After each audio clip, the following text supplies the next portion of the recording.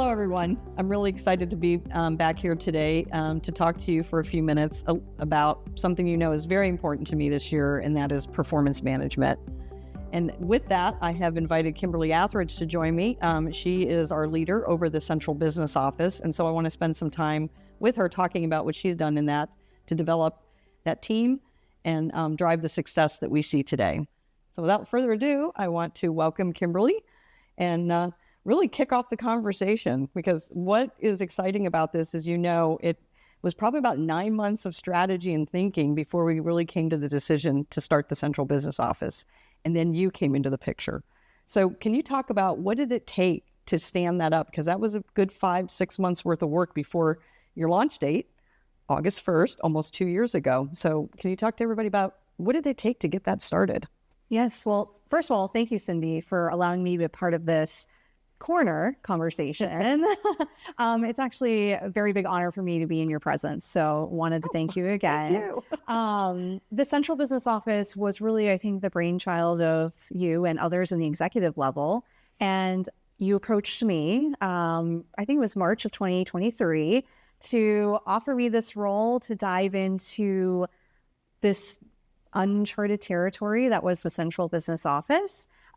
Worked very closely with a lot of leaders, not necessarily on the executive level, but those on the site level, to lead brainstorming sessions, learn what we could bring into the department that really resided originally at the site level, and streamline that, create efficiencies, and provide administrative focuses for a remote position that eventually led to the Central Business Office. That's great. Right? We had to set a strategy. We had clear goals and objectives and a business plan. And you were able to take that and really create what we like to call a targeted operating model. How are we going to operate this? But then the next part, and this is the real important part for today, is you had to build a team out around that. So how did you take that and bring your team on and build your team out to embrace, those goals and objectives and really take ownership and make that something that they were excited to be a part of?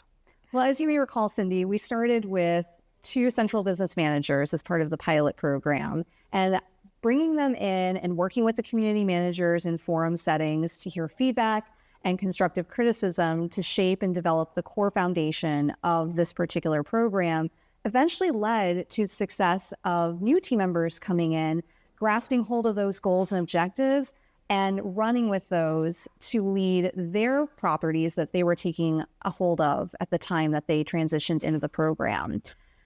So that's fantastic, Kimberly, because I think that just shows the importance, again, of having a great business plan, but really taking that and driving it to goals, objectives that your team members can embrace and feel that they have ownership and are empowered to go out and achieve. And I know you've been evolving that as you go along and fine-tuning over these last couple of years.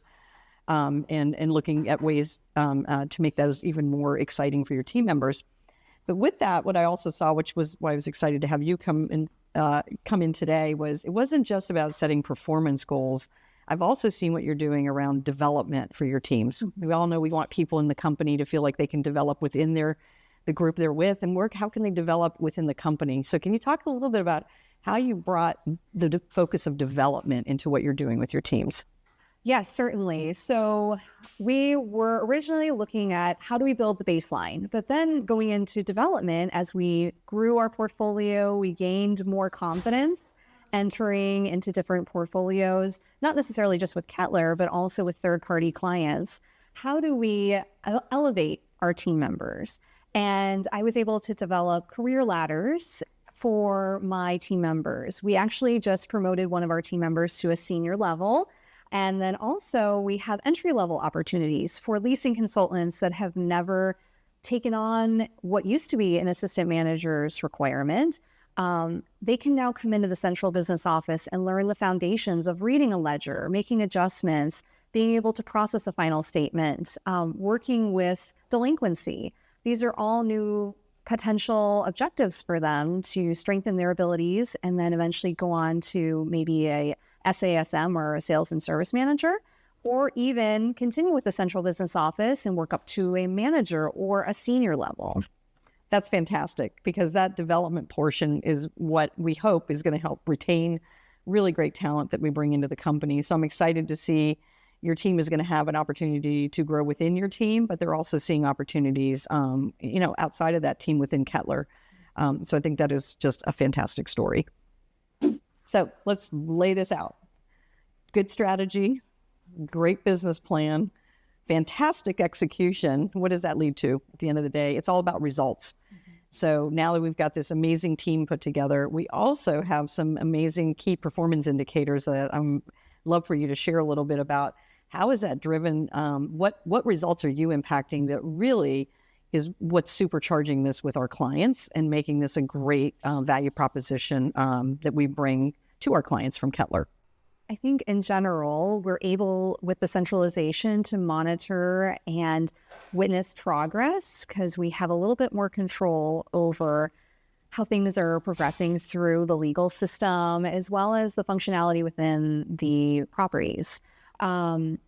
Just in general, our KPIs for the original pilot group for delinquency, we saw an overall reduction since the beginning of the program back in 2023 of about 627,000. And then also that's about a 60% reduction. Just in general, that was for 8 communities that we started with. For the actual communities that we brought in since that time, since they implemented, we have about a $2.4 million reduction in delinquency, or about a 38% difference. So huge numbers. And some properties actually saw tremendous decreases overall, just with the focus and the concentration of ensuring things progress accordingly. So that's the great end of the story that I like to see. Fantastic results.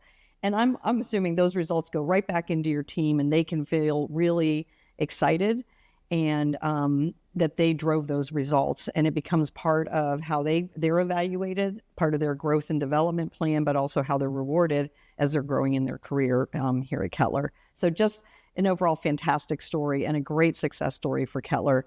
I know this has been a game changer for us, and it has grown tremendously over the 2 years since we started this program.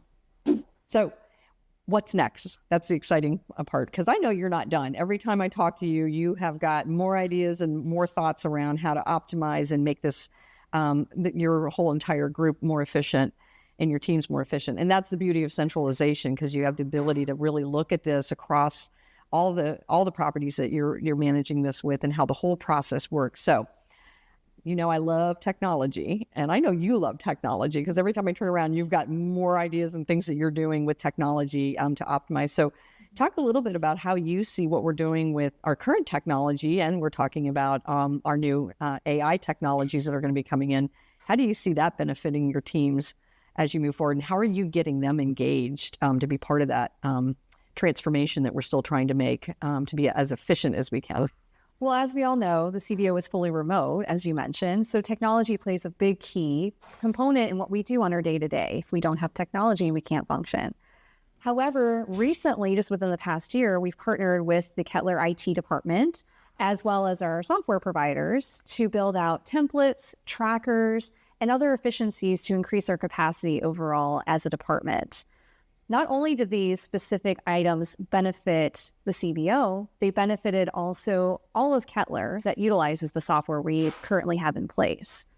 Looking ahead to the future, we're hoping to bring in AI tools to support delinquency and collection follow-ups that will help us streamline our processes and then refocus on other aspects within items that the site team is currently handling. Maybe we can streamline that and bring it into the central business office. So before we end, I wanted to touch in on the people part of it. So you just talked a little bit about the technology and how the technology can help bring your people together to be able to work together and get access to things they need without having to be on site. So which is all was needed to be a part of this overall solution.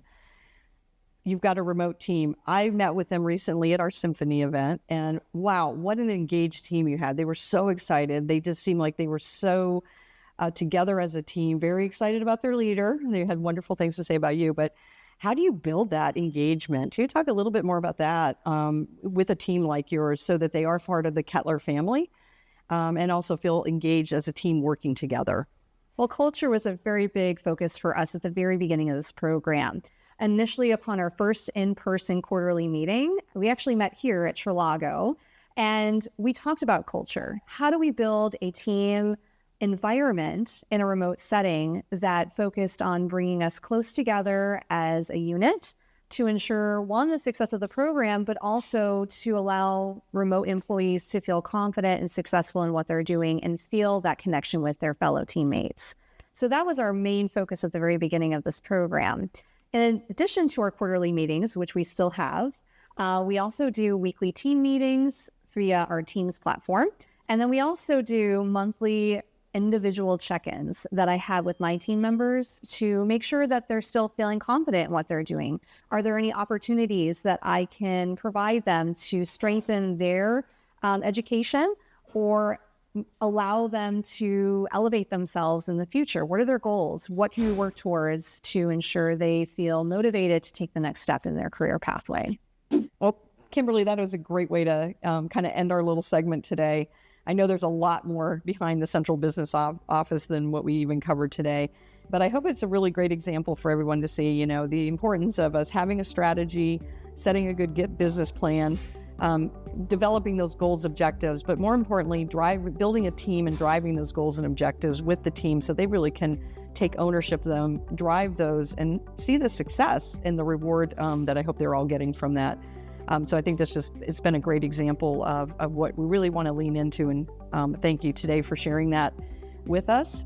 And with that, I want to thank everyone else for joining me today. And I look forward to coming back in the fourth quarter with another guest as part of the continuing of Cindy's Quarter. Thank you.